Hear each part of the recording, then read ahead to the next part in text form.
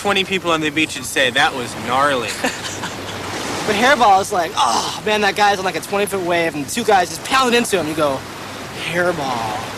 I saw this chick, and she had a totally tight bod, and she was totally buff, and that means that she is in shape, and she's clean, and she's looking good. Well, some guys wearing some rad outfit just go, wow, man, that's rad. That's pretty gnarly. I mean, Cooking. look at this. We all got the same watches, but totally rad. Way rad. Way rad. Fully rad. When surfing slang spread inland to the shopping malls of the suburbs, it became middle class and cuter. It became the talk of the so-called Valley Girls. Either you're angry with somebody and you just want to say, oh, forget it, bag your face, or just like, you're so ugly, bag your face, you know, get away from me, you know. Grody. Something really disgusting, gross, so something yuck, you know, like slime. If you see a guy and he's really cute and stuff, you could say he's awesome. It's something that's great, could be tubular. Something that's really weird, could be tubular. You go someplace really nice, you know, where you have a lot of fun, you say it's a bitchin' place, you know. You say bitchin' about guys, and guys that are cute, of course.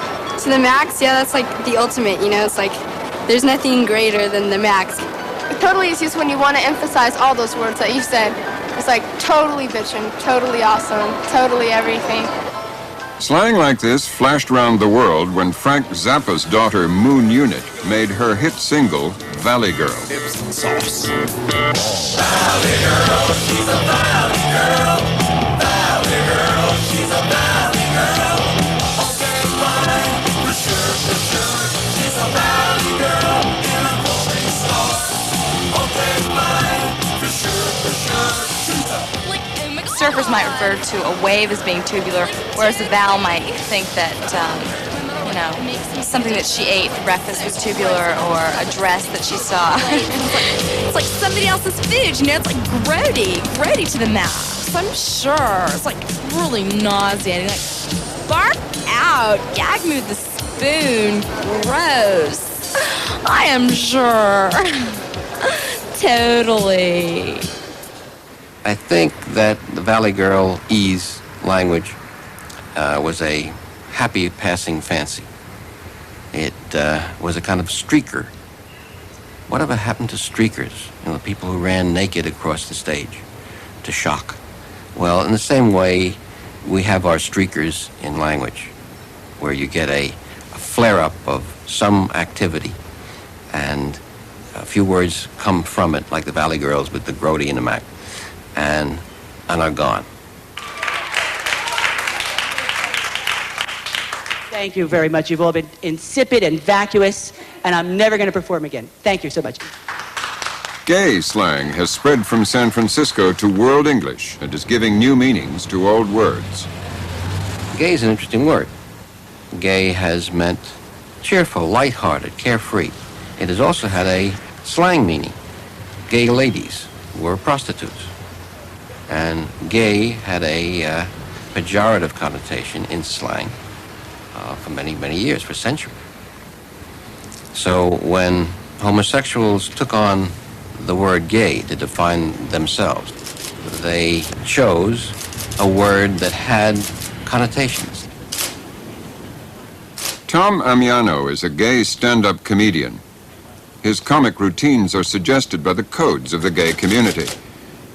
And so gay parlance becomes the talk of straight society, too. A lot of gay terminology has now been appropriated. For instance, out of the closet.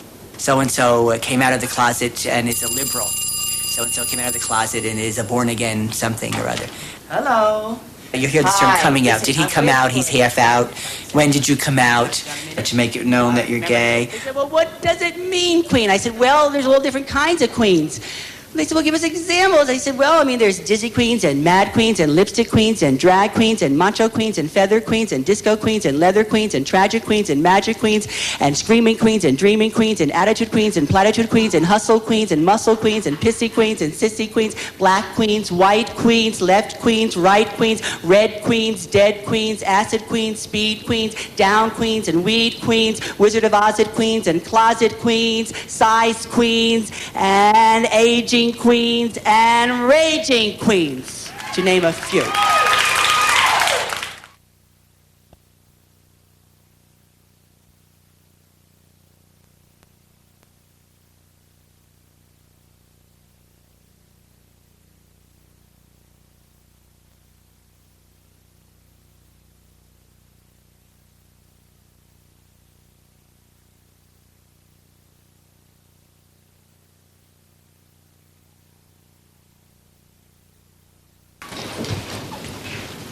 Fall to the mat. The feminist movement is already having an effect on world English. California has led the way in chopping sexism out of language. Jab to the face. 1, 2, 3. 1, 2, 3. Front snap, kick to the groin. Chairman, policeman, and congressman are among the words being challenged by feminists. Some radicals have even turned history into herstory. 1, 2, 3. The end of linguistic male chauvinism also means a new word for mankind.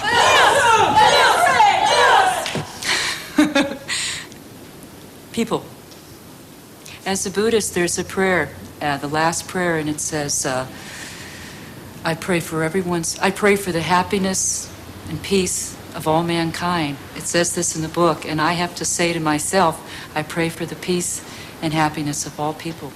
The public opinion polls show that 30% of American women support and or themselves use the Ms. as a form of address. The government now uses it. Many businesses use it. And I might add we owe a debt to England in this regard because the Oxford English Dictionary includes Ms., MS, as a contraction for mistress being a married or unmarried female, I think from the 17th century. There is sexism in language, and it should be considered.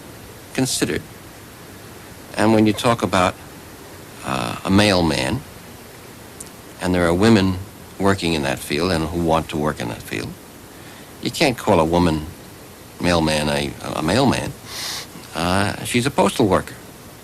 Same thing with the idea of the rights of the working man. It should be the rights of the worker. So there are good words that can cover both men and women. It's just very important, I think, to make language accurate and inclusive and to convey our real meaning. It's the strength of the English language that it does change as we change. In Silicon Valley, even the streets have jargon names.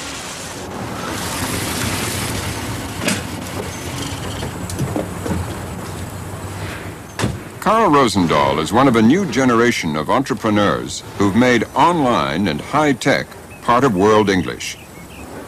He is already a millionaire with a state-of-the-art TV graphics company, Pacific Data Images.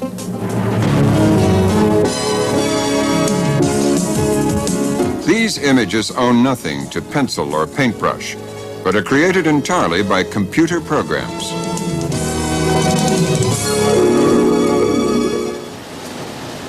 Well, it is a very complex business, and so we have our own language that we use in-house for getting ideas across more efficiently to each other. We have for the next low-res coming up. It seems to fishtail right and left and gives me quite a seasick feeling. Can we do anything about that? Yeah, I think it's a discontinuity in the second derivative of the camera rotation. Okay, well, you've got derivatives and I've got seasickness. This business is so new and it's so technologically based that it really has had to develop its own language. They're very attractive words to